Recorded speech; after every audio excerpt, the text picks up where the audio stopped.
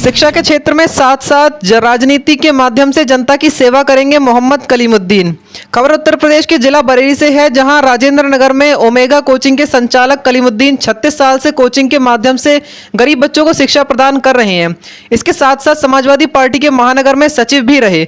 2022 में चुनाव में कलीमुद्दीन समाजवादी पार्टी के बैनर पर शहर विधानसभा से ताल ठोकते नजर आ रहे थे।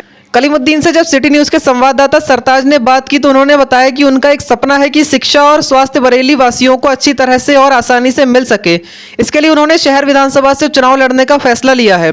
उनका मानना है कि जो काम पिछले 36 सालों से कर रहे हैं वह विधानसभा जीतने के बाद उसको मात्र 5 साल में कर सकेंगे और जनता को स्वास्थ्य और शिक्षा को आसानी से दे सकेंगे। हम अपने दर्शकों को बताते चलें कि कलीमुद्दीन ने कोरोना काल में तमाम लोगों की आर्थिक मदद भी की है।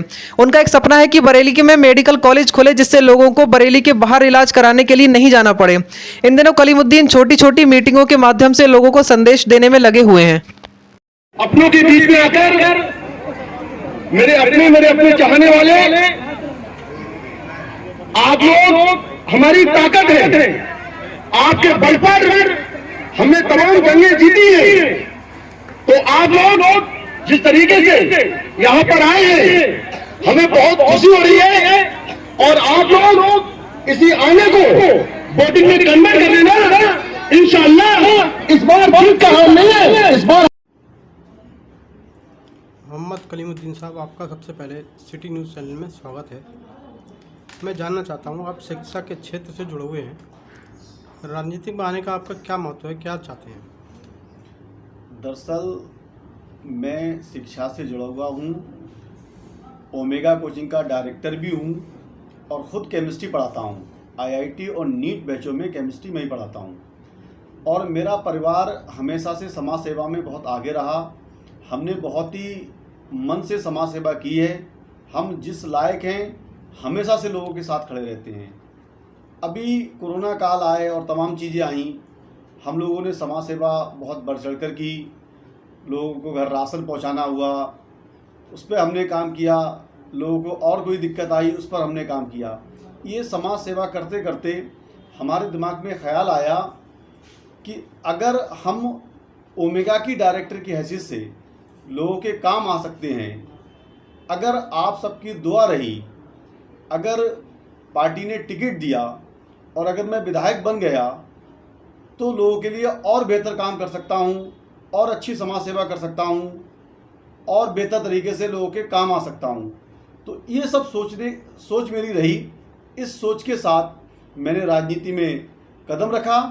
क्योंकि मैं माइंडेड समाजवादी हूँ, जन्म से समाजवादी हूँ, लेकिन अब ऑफिशियल तौर पर पिछले 2-1 साल से 3 साल से मैं समाजवादी में काम कर रहा हूँ और इसी सब को लेकर मैं पार्टी में से टिकट चाहता हूँ और माननीय राष्ट्रीय अध्यक्ष जी से चाहता हूँ कि अगर यहाँ पर कोई टिकट के बारे में विचार हो तो मेरा नाम भी सोचा जाए।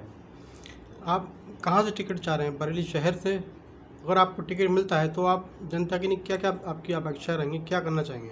मैं 124 शहर विधानसभा बरेली से टिकट चाह रहा हूँ। मेरे तरीके से और भी लोगों ने आवेदन किए हैं, मैंने भी आवेदन किए। पार्टी हाईकमान का जो भी डिसीजन होगा वो सर आँखों पर होगा। वो अगर पार्टी हाईकमान मुझे टिकट देती है तो मैं जिन मुद्दों के साथ चुनाव में आऊँगा और कामयाब होने के बाद जो मेरा काम रहेगा, सबसे पहला काम तो मेरा एजुकेशन को लेकर होगा। बेहतर एजुकेशन की एक ज़रूरत है बरेली में। एक अच्छी एजुकेशन पे मेरा वर्क रहेगा, मेडिकल पर मेरा काम रहेगा। यहाँ पर जो अच्छे हॉस्पिटल नहीं है, अच्छी सुविधाएं नहीं मिल पाती हैं, उन पर मैं काम करूँगा। इसके अलावा एक और मेरे दिल में बहुत ही तमन्ना है दिली मेरी कि बरेली में एक मेडिकल कॉलेज होना चाहिए। बरेली जैसे बड़े शहर में मेडिकल कॉलेज नहीं है, हम उस पर काम करेंगे, मेडिकल कॉलेज बनवाने पर काम करेंगे। और अगर बरेली में मेडिकल कॉलेज होता तो शायद कोरोना काल में इतनी दिक्कतें नहीं होती।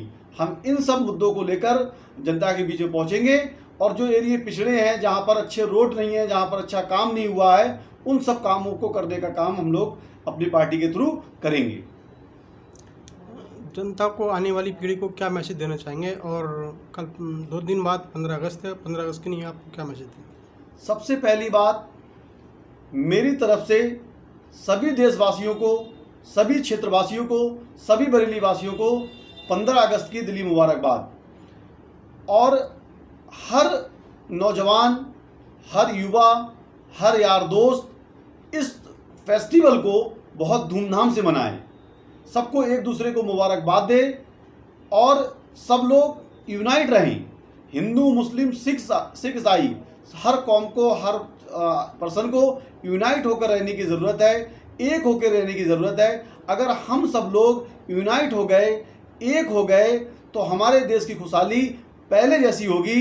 जो पिछले 10-5 साल से दिक्कतें आई हैं उन सबको दूर करेंगे, हमारे नौजवान दूर करेंगे, हमारी युवा पीढ़ी दूर करेगी। हम सब लोग भाई हैं, इस मिशन को लेकर आगे बढ़ना है। बहुत बहुत शुक्रिया सिटी न्यूज़ चैनल का आपको। Thank you.